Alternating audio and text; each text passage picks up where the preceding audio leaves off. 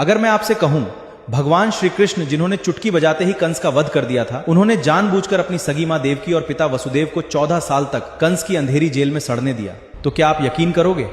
लेकिन हां, आपने बिल्कुल सही सुना। जिस ईश्वर के इशारे पर ब्रह्मांड हिल जाता है, वो 14 सालों तक अपने ही माता पिता की चीखें सुनता रहा और उन्होंने कुछ नहीं किया।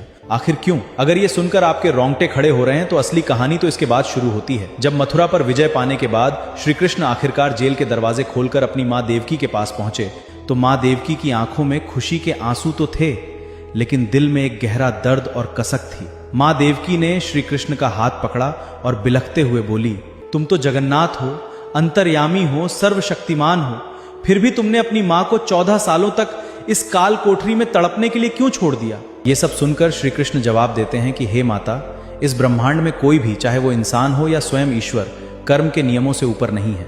याद कीजिए अपना पिछला जन्म। पिछले जन्म में आप माता कैकेयी थी और मैं राम।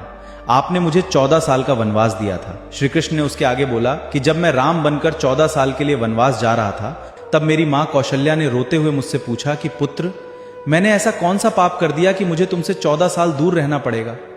तब मैंने माता कौशल्या को वचन दिया था कि अगले जन्म में आपके ये 14 साल मैं आपको जरूर लौटाऊंगा।